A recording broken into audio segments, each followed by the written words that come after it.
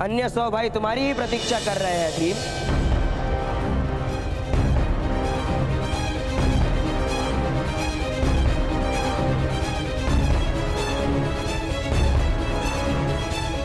मैं दुशासन हूँ। पितामह, यदि आपकी आज्ञा हो तो हम अपने भाइयों को उनका उचित स्थान दिखा दें।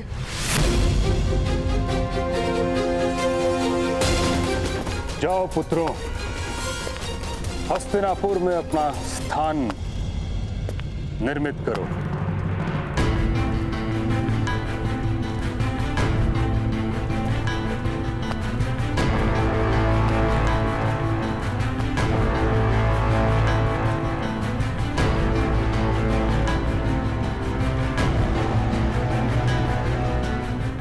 पधारिए।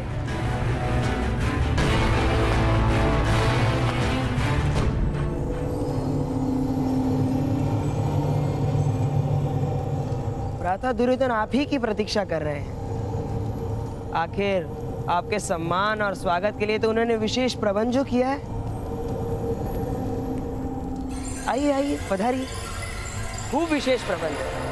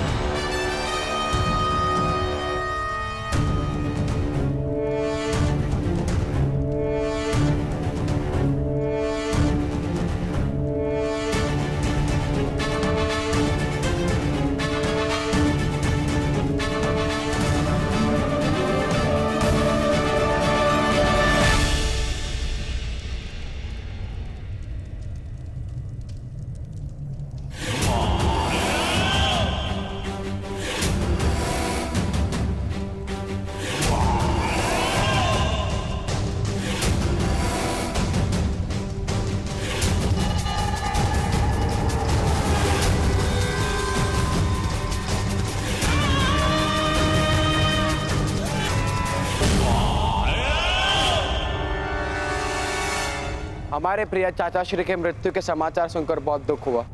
आप सब भी उनके आश्रय में रहते थे। अवश्य आप सबको भी दुख हुआ होगा। वो हमारे पिता थे दुर्योधन। अवश्य अवश्य कुंती पुत्र, हम सब भाइयों ने आपके पिता की प्रतिमा निर्मित करवाई है।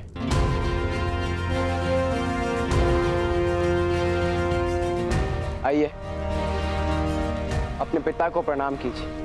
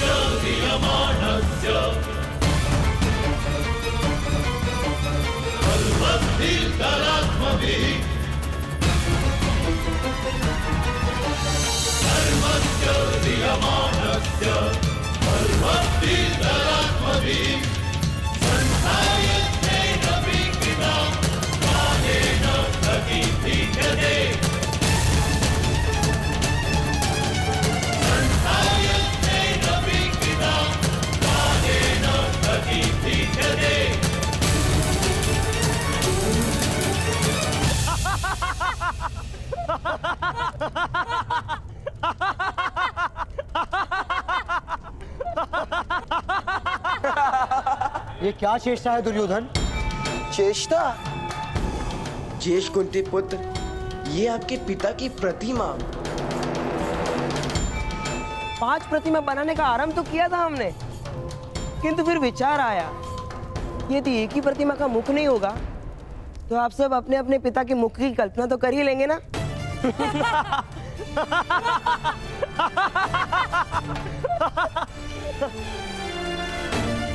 है ना? हो गई स्मरण?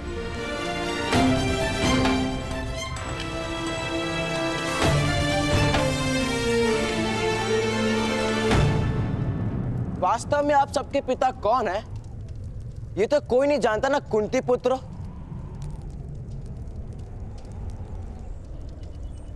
तथा माद्री पुत्र।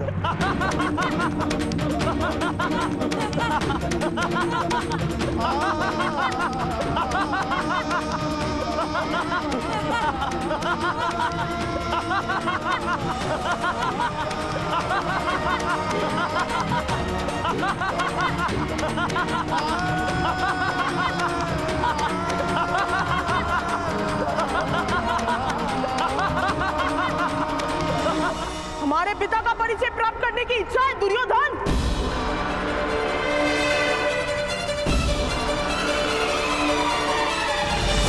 ठहरोगी।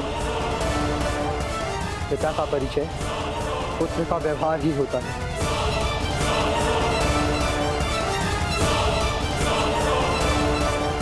भ्राता उचित कहे, हमारे व्यवहार से ही आपको हमारे पिता का परिचय प्राप्त होगा। भ्राता दुर्योधन, तुम अवश्य अर्जुन होंगे। मेरे साथ धृष्टता मत करो। मेरे पिता कुरुवंश के सम्राट धृतराष्ट्र है। तुम लोगों के जन्म के विषय पर केवल कथाएं सुनी है, इसलिए हस्तिनापुर के सिंहासन की ओर अपनी दृष्टि मत करना।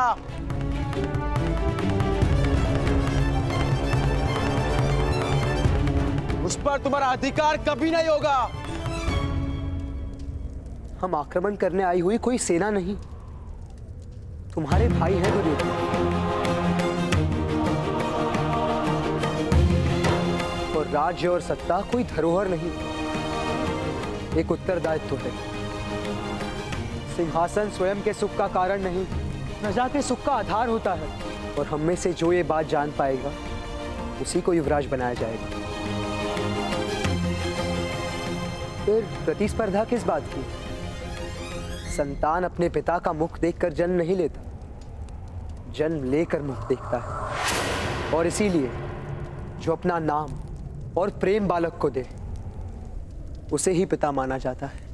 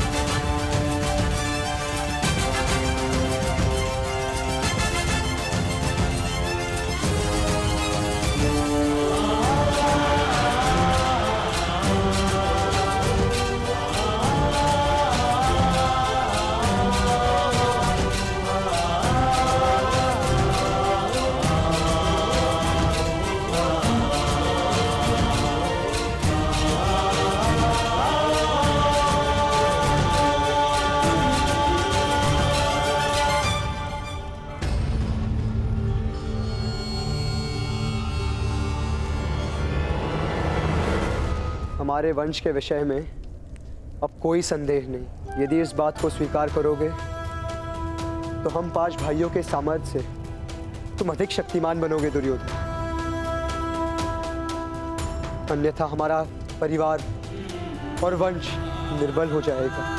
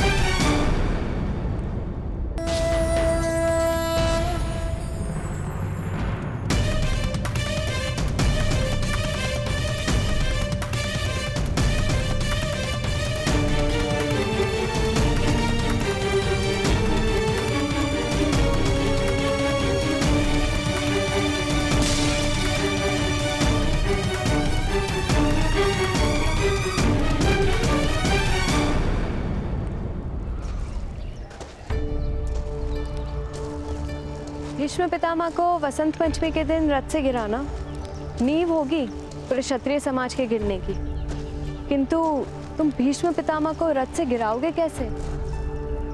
ठहरो सूत पुत्र कर्ण।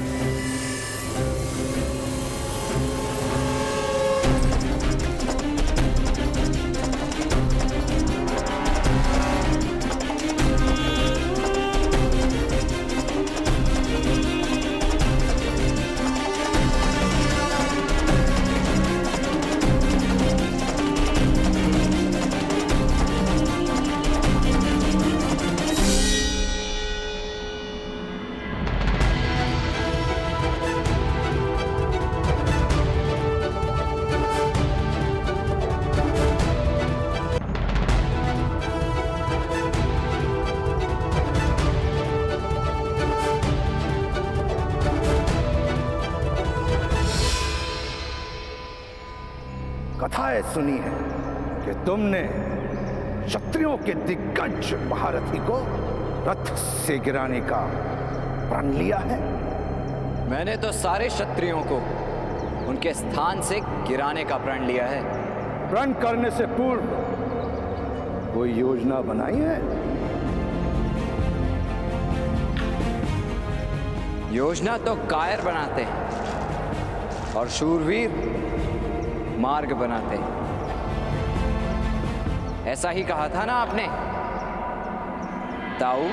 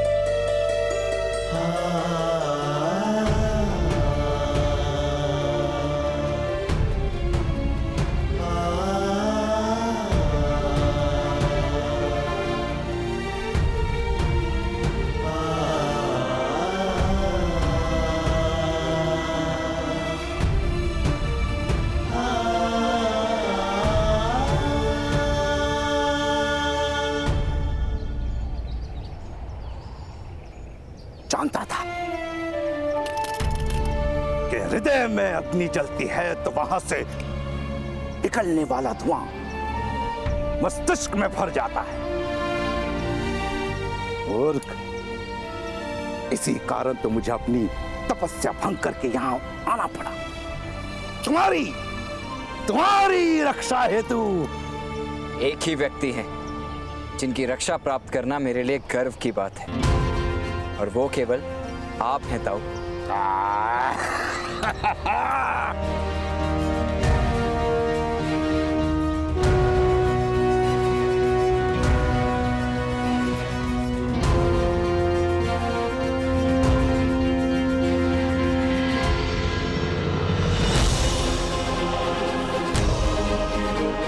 एक और दिव्य रथ ताऊ।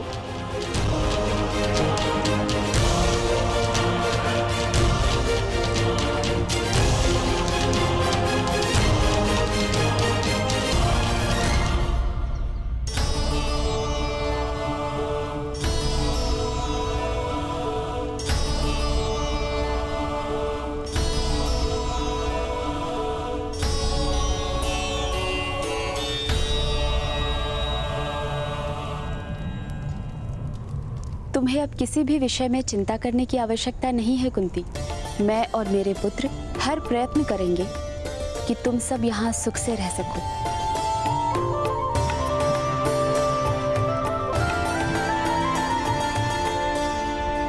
प्रणाम ज्येष्ठ माता। सब सुख से तो है ना पुत्र युधिष्ठिर? मेरे पुत्रों से भेंट हुई तुम्हारी?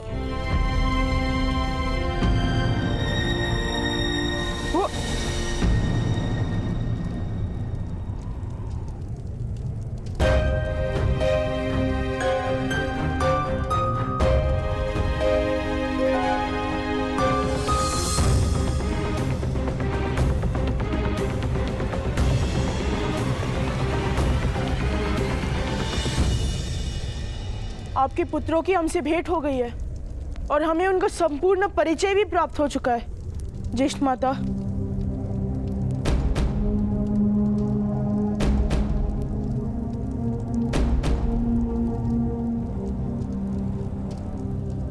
मुझे विश्वास है कि तुम 105 भाई हस्तिनापुर की शक्ति बनोगे।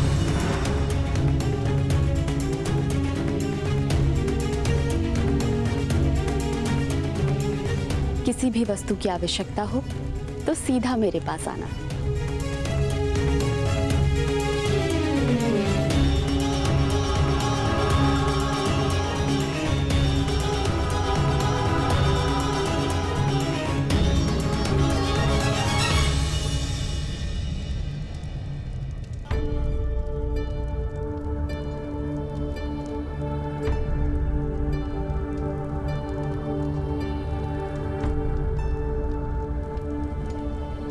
किस विषय की चिंता है पुत्रों?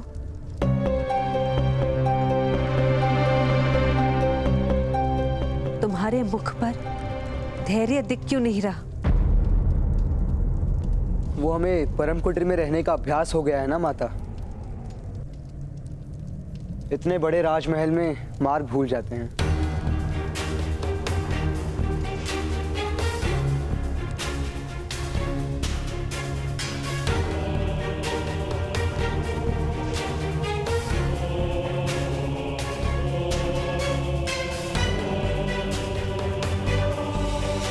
राजभवन में मार्ग भूल रहे हो तो मिल भी जाएगा।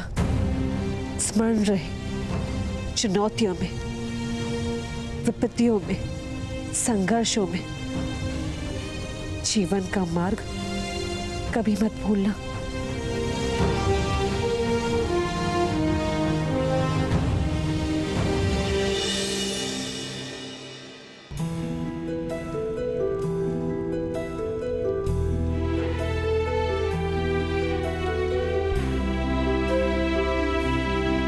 अब इस संघर्ष का यही अंत है।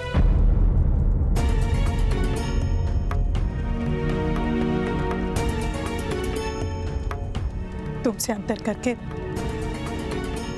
मैंने जान लिया है कि तुम्हारे और शोन के बिना मेरा जीवन सूना है। अब तुम इस घर का त्याग नहीं कर सकते, समझे? जिसने परिवर्तन लाने का प्रण ले लिया हो, स्वयं उसके चरण कभी नहीं रुक सकते। राधा, पवन को किस प्रकार बांधोगी?